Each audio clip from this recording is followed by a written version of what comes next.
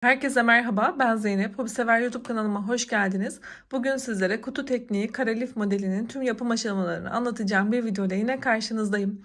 Anlatım yaparken 3 tane renk kullandım. Tığ numarası olarak ise 1,75 mm tığ kullanıyorum. Şimdi dilerseniz hemen kolay modelimize başlayalım. Evet, bismillah diyelim ve zincir yapımıyla başlıyoruz. Beyaz ipimizle. İpimi kapattıktan sonra 2 tane zincir yapıyorum. Şimdi ucuna böyle ilmeğimi uzatarak fıstık yapacağım. Şöyle zincirimden ilmek sararak ilk fıstığımı yapıyorum.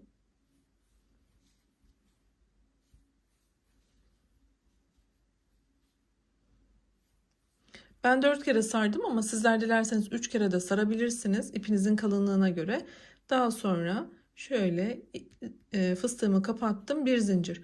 Daha önce lif yapmadıysanız lif nasıl yapılır oynatma listemi kanalımın ana sayfasından oynatma listeler diye bakıp izleyebilirsiniz. Orada tüm detaylarıyla anlatıyor oluyorum. Şimdi ikinci fıstığımı da yapacağım. Hemen buradaki bir zincir boşluğuna tekrar ilmek uzatarak fıstığımı yapıyorum. 4 kere sardım. Hepsini tek seferde çıkartıyorum. Bir tane zincir. Üçüncü fıstığımızı da yapalım.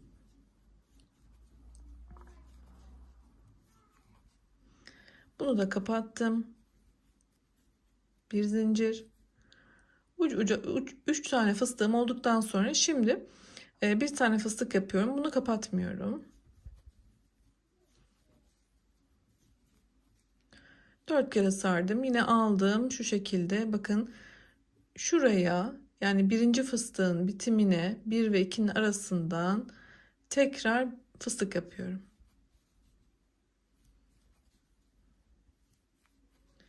Şöyle. Şimdi ikisini tek seferde kapattım.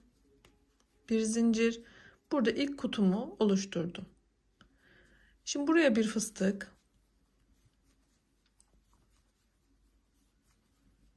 Ve ilk baştaki fıstığımın ucundaki bir zincir boşluğuna batarak tekrar buraya bir fıstık daha yapıyorum.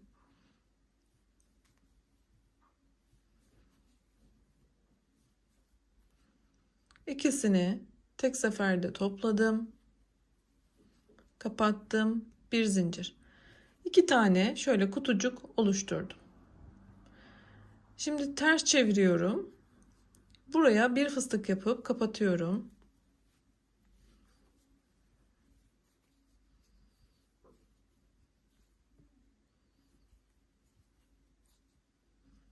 Her sıranın başlangıcı artık burada olduğu gibi olacak. Bir fıstık yapıp kapatıp tepesine bir,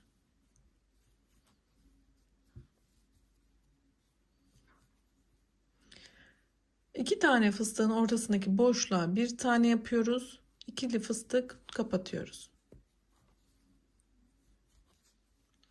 Bakın şu şekilde ikisini tek seferde kapattım, bir zincir. Bakın.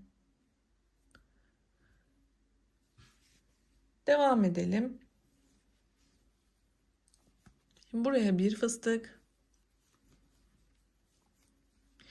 ve şu karşı noktaya da bakın şöyle bir fıstık.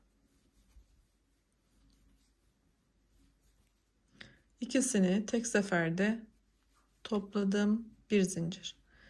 İkinci sıramı da yaptım. Şimdi üçüncü sıraya da geçerken yine aynı şekilde çeviriyorum. Bir fıstık yapıp kapatıyorum.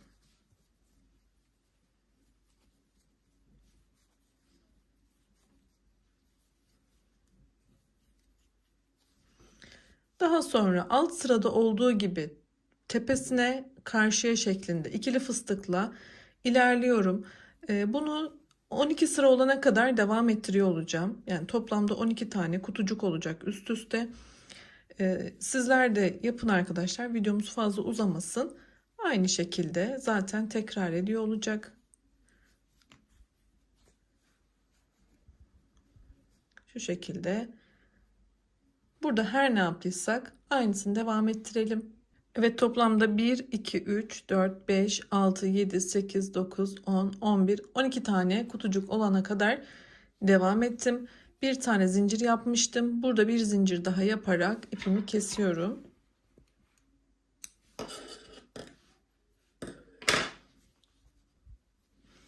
Şimdi burada ikiye ayırmamız gerekiyor arkadaşlar. Tam sağda 5 tane, solda 5 tane olacak şekilde hemen fıstıklarımızı sayalım. 1, 2, 3, 4, 5. 5 tane kutu bu sağ kenarda kalacak. Şu noktadan ipimizi sabitleyeceğiz. Şöyle saymanız için tutuyorum.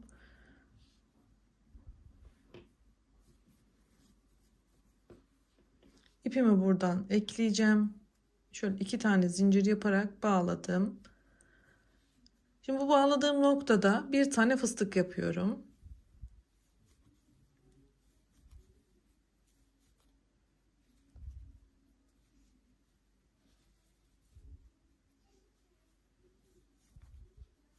Bunu kapattım. Şöyle. Şimdi tepesine bir fıstık yapıyorum. Bunu kapatmadan hemen soldaki ilk fıstığın şöyle orta boşluğundan da yine ilmekler çıkartıyorum. İkili fıstık kapattım. Tekrar bu noktada bir fıstık. Yine bir sonraki boşluktan bir fıstık daha.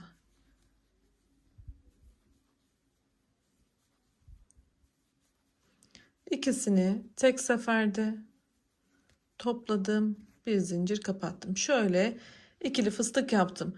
Burayı da sayarsak bakın burada da 5 tane kaldı. Sağda ve solda 5'er tane fıstığımız var. Eğer büyütmek istiyorsanız burada çift sayı olarak 12 değil 14 yapabilirsiniz. Kenarlarda da ona göre yine fıstıklarınızı eşit olarak ayırabilirsiniz. Daha büyük yapmak isteyenler için diyorum. Ya da lif biterken kenarını fazla geçirerek de dönerek de büyütebilirsiniz. Hani fikir olması açısından.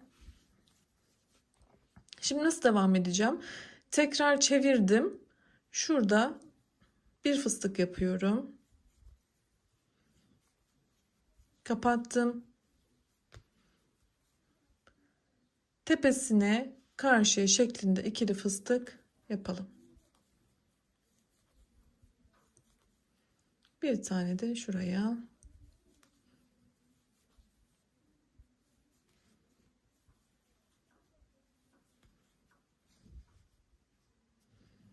Tekrar ikili fıstık topluyorum.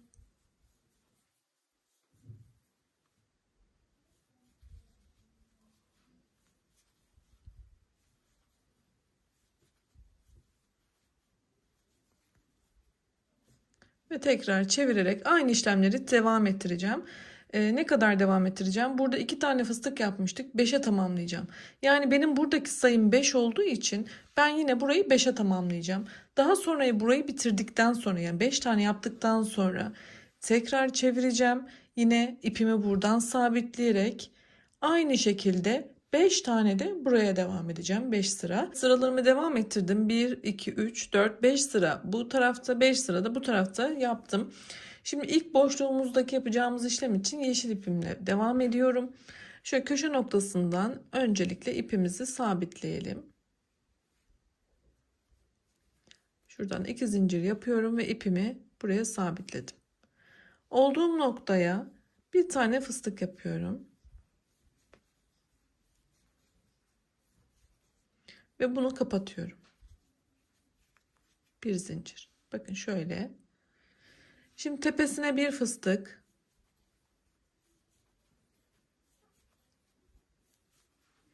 Ve karşıya bir fıstık yaparak ikili fıstık toplayacağım.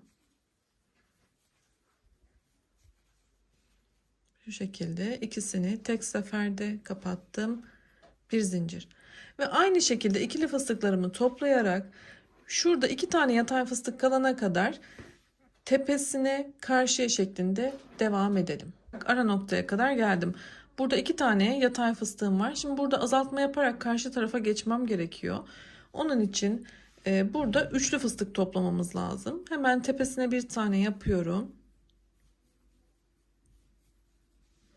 Bunu kapatmadım. Şimdi karşıya da bir tane yapıyorum.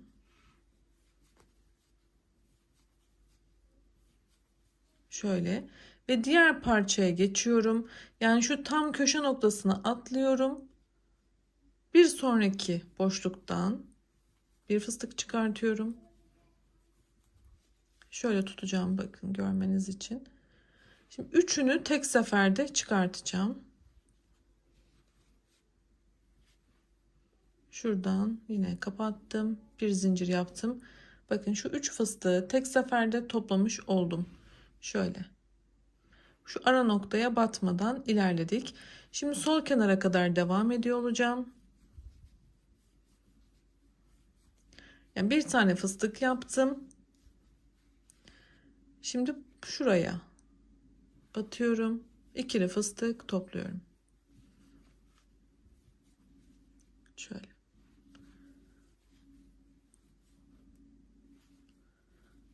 Evet. Azaltmayı da yapmış olduk.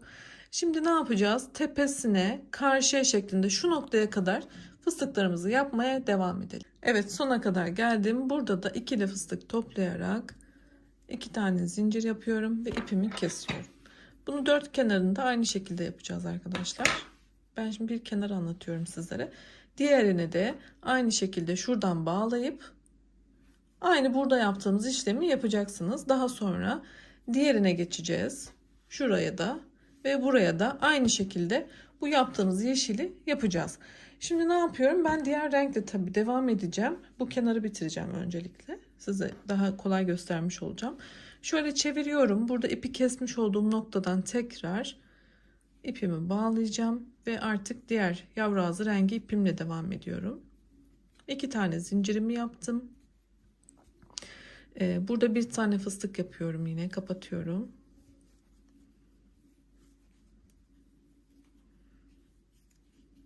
Bakın şu şekilde. Yine aynı daha önceki sırada yaptığım gibi ikili fıstık toplayacağım.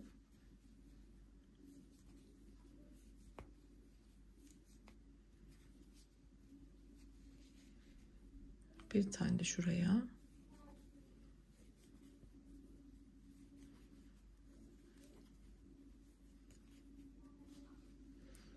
Şimdi burada 2 tane fıstık kalana kadar devam edeceğim. Şurada bir tane daha yapmam gerekiyor. Orayı da yapalım. Kamerayı kapatmamıza gerek yok.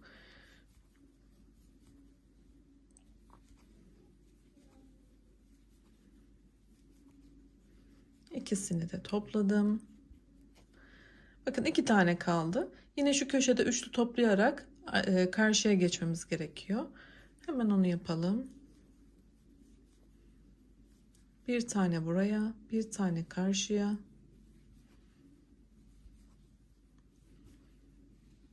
Şu ara boşluğu yine atlayarak şuraya da yapıyorum ve üçlü toplayacağım. Bakın şöyle.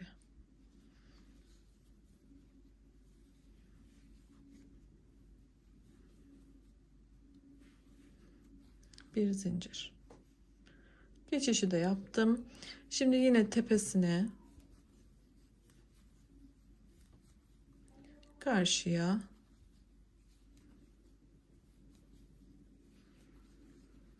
ikili fıstığımızı toplayalım. Bakın şöyle. Şimdi ben şu köşeye kadar tamamlıyorum. Burayı tamamladım. Yine çeviriyorum. Aynı şekilde devam ediyoruz.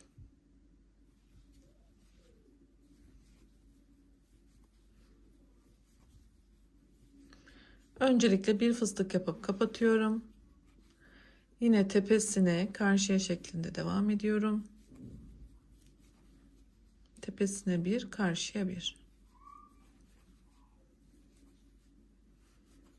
İkili fıstığımı topladım ve burada bir kutucuk yaptım.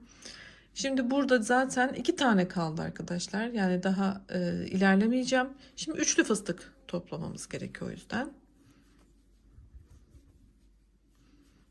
Tepesine bir, karşıya bir.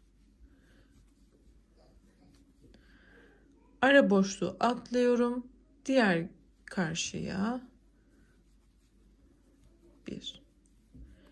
Ve yine şu şekilde üçlü fıstığımı tek seferde kapatıyorum. Bir zincir. Bakın burayı da yapmış oldum. Şimdi bu kenarı da bitirelim. tepesine, karşıya.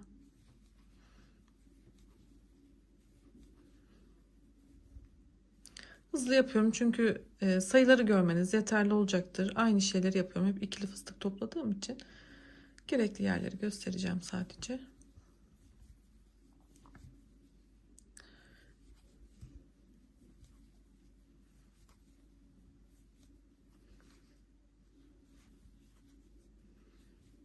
Evet, burayı da bitirdik. Şimdi yine çevirelim. Peki burada zaten 2 tane fıstık var. Nasıl yapacağız? Hemen onu göstereyim. Bir tane yapıyorum. Yine kapatıyorum. Şimdi tepesine bir tane.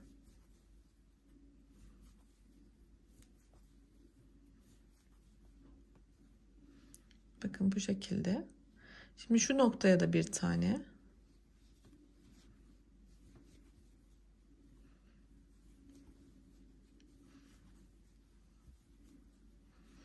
Bunu kapatmıyorum. Tam köşe noktasına geldiğim için yine direkt şuraya atlayarak karşı tarafa da yine bir tane fıstık yapıyorum.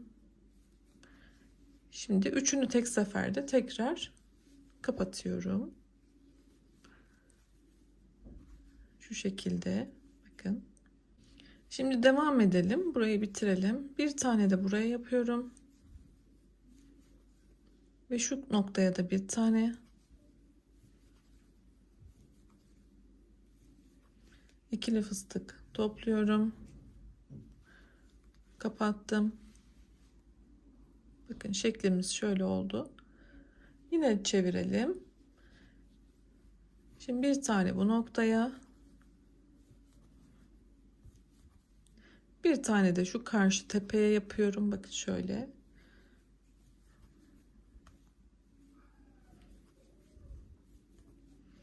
İkili fıstığımı kapattığımda artık 2 tane de zincir yaparak burada ipimi kesiyorum.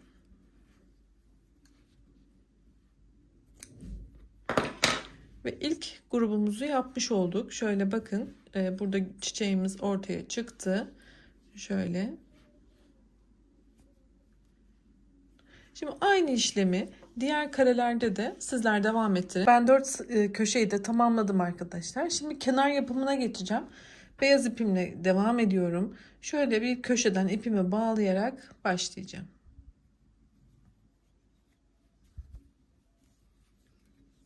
İki tane zincir yaptım ve burada bir tane fıstık yapıyorum.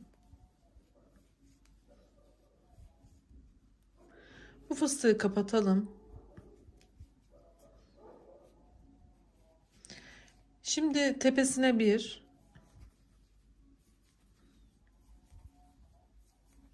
karşıya bir şeklinde ikili fıstık toplayarak diğer köşeye kadar ikili fıstıklarla devam edeceğiz. Hemen şöyle göstereceğim. Bakın.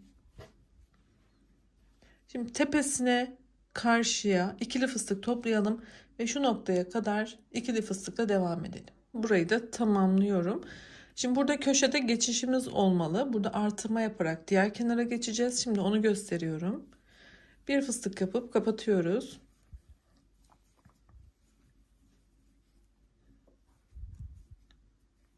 Şimdi bunu kapattıktan sonra tekrar bir fıstık tepesine,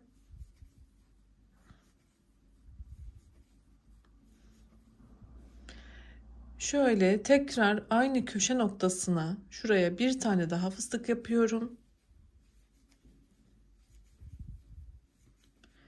Ve ikili fıstığımı tek seferde kapatarak burada bir artırma yapıyorum. Bakın şöyle köşede dönüşü sağlamış olduk.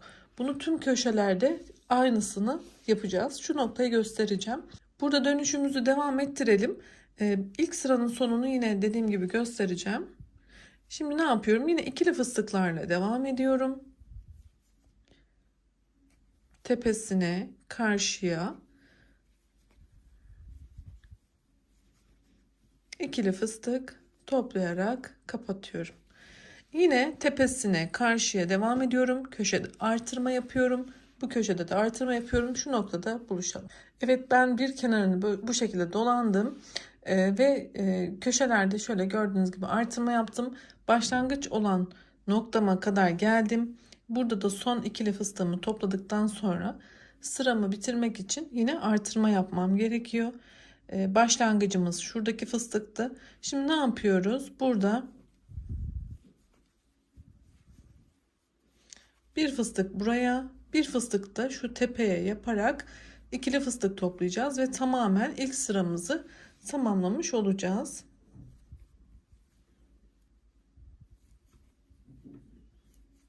Bakın şöyle ikisini tek seferde kapattım. Köşeye bir fıstık yapalım. Bunu kapatıyorum. Yeni sırama başladım. Yani ikinci sırama, kenarda ikinci sıraya başladım. Şimdi yine tepesine bir,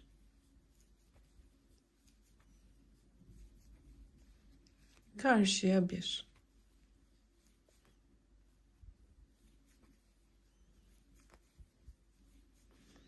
İkili fıstık kapattım. Bir zincir. Aslında şu başlangıçta yaptığımızın aynısını yaptık. Bir fıstık yaptık, kapattık. İkili fıstıklarla ilerleyeceğiz. Tam şu köşe noktasına geldiğimizde tekrar artırma yapacağız. Artırma mantığında nasıl yapıldığını bir alt sırada göstermiş oldum. Ben de sıralarımı tamamlayıp geliyorum. Evet, ben ikinci sırayı da tamamladım. Şöyle tam başlangıç noktamdayım. Burayı da tamamladığımda ikinci sırayı bitireceğim ve kenar oyasına başlayacağım. Sizler dilerseniz burada bir iki sıra daha yapabilirsiniz ama benim için yeterli. Çünkü kenar sırasını yaparken de bir miktar büyüyecek. Tercih size kalmış. Şimdi ben kenar oyasını göstermek istiyorum. İkinci sıramı bu şekilde köşede bitirdim. Şimdi başlayalım kenar yapmaya.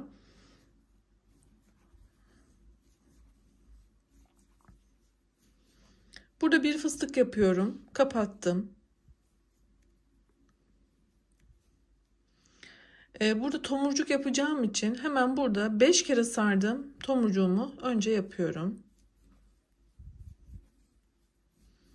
Şöyle 5 kere sardım. Şu şekilde kapattım. 3 tane daha zincir yaptım. Şöyle dibine sık iğne ile buraya sabitledim. Tomurcuğun dibindeyim. Hala köşedeyim arkadaşlar. Daha sonra şuraya bir fıstık yapıyorum.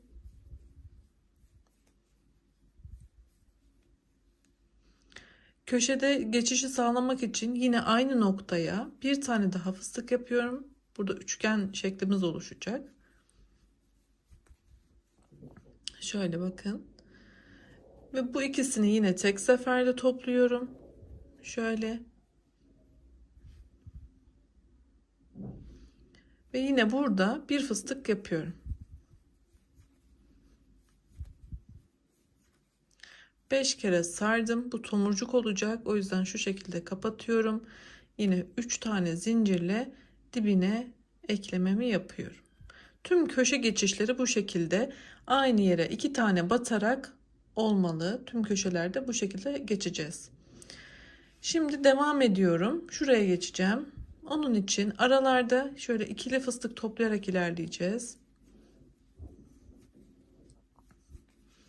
Bir tane burada fıstık yapıyorum. Bakın tam köşe burası. Benim ilerleyen kenarım burası. O yüzden şuraya da bir fıstık yapıyorum. Şöyle ikili fıstığımı topladım. Kapattım. Bakın şurada köşede geçiş yaptıktan sonra artık düz şekilde ilerleyeceğim. Burada da ne yapıyorum? Yine bir tomurcuk yapıyorum. 5 kere saracağım.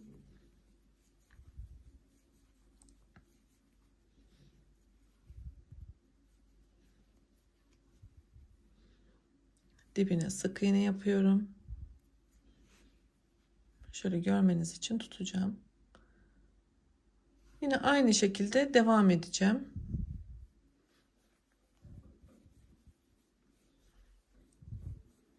Bir tane buraya, bir tane karşıya.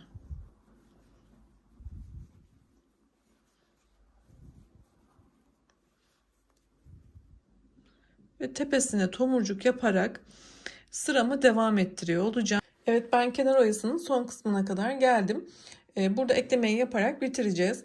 Burada köşeyle başlamıştık. İkili fıstık toplayarak tomurcuklarımızla diğer köşeye kadar ilerledik. Şurada arkadaşlar ikili fıstık topladıktan sonra tomurcuğumuzu yaptık. Daha sonra yine şu kısma bir fıstık yaptıktan sonra tekrar aynı köşe noktasına battık. İkili fıstığı kapattıktan sonra tomurcuğumuzu yaptık. Yani bütün köşelerde geçişimiz bu şekilde olmalıdır. Ben tamamladım. Şimdi bitişi de sizlere göstererek artık videomuzu sonlandırabiliriz inşallah. Hemen fıstığımızı yapalım. Bir tane buraya.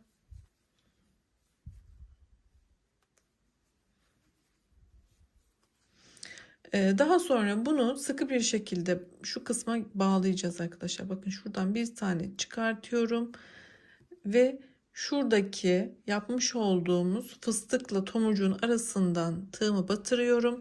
Arkadan ilmeğimi alarak ilk ilmeğimden kaydırıyorum. Sıkı bir şekilde burada 2 tane de zincir yapıp artık bitti. Tamamlanmış oldu. İpimizi de kesebiliriz. Daha sonra bu ipi de arkaya yürüterek gizlemeliyiz. Şu şekilde arkaya alıyorum. Gizledikten sonra bir miktar daha sonra keseceğiz. Evet, şöyle boyutunu da göstermek istiyorum. Gayet güzel bir boyutta. Umarım beğenmişsinizdir. Beni izlediğiniz için çok teşekkür ediyorum. Yeni videolarda görüşmek ümidiyle. YouTube kanalıma abone olup bildirimleri açmayı unutmayın lütfen. Daha önce hazırlamış olduğum lif modelleri için de oynatma listelerime bakabilirsiniz. Sağlıkla kalın, hoşça kalın. Yorumlarınızı ve desteklerinizi bekliyorum.